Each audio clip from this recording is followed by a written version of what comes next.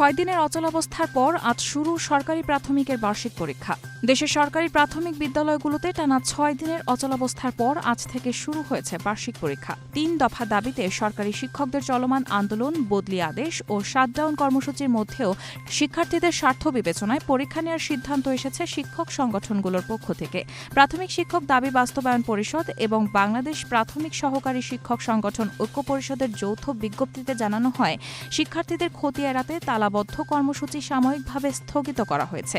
সংগঠন দুটির নেতাদের ভাষ্য, পরীক্ষা শুরু হওয়া পর্যন্ত এবং পরীক্ষা চলাকালীন কোনো বিদ্যালয়ের শাটডাউন কর্মসূচি কার্যকর থাকবে না। পরিচয় শনাক্তে তোলা হচ্ছে গণ অভ্যুত্থানের শহীদ 114 জনের মরদেহ।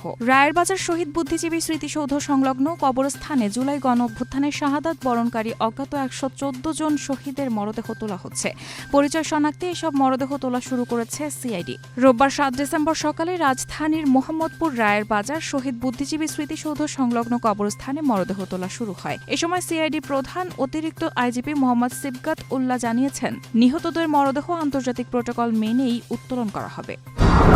7 মাত্রার ভূমিকম্পে কাঁপল যুক্তরাষ্ট্র কানাডা সীমান্ত।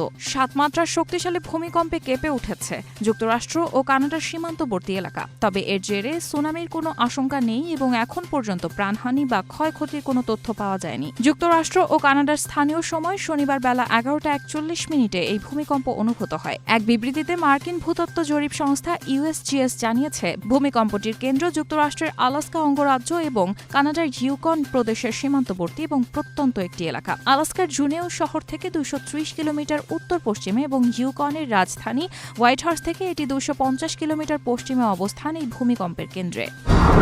বন্যা ভূমিধসে ইন্দোনেশিয়ায় মৃতের সংখ্যা ছাড়ালো 900।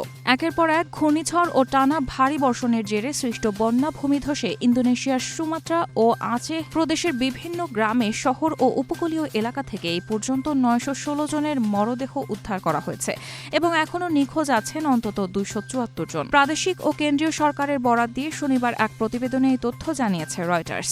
বন্যার কারণে আচেহ প্রদেশের তামিয়াং জেলার বাসিন্দারা খাবার, পানি ও নিত্য প্রয়োজনীয় পণ্যের সংকটে ভুগছেন বলে জানা গেছে। বিশেষ করে প্রত্যন্ত এলাকার সড়ক যোগাযোগ ব্যবস্থা ভেঙে পড়ার কারণে সেখানকার লোকজন ব্যাপক ভোগান্তির মধ্যে পড়ছেন।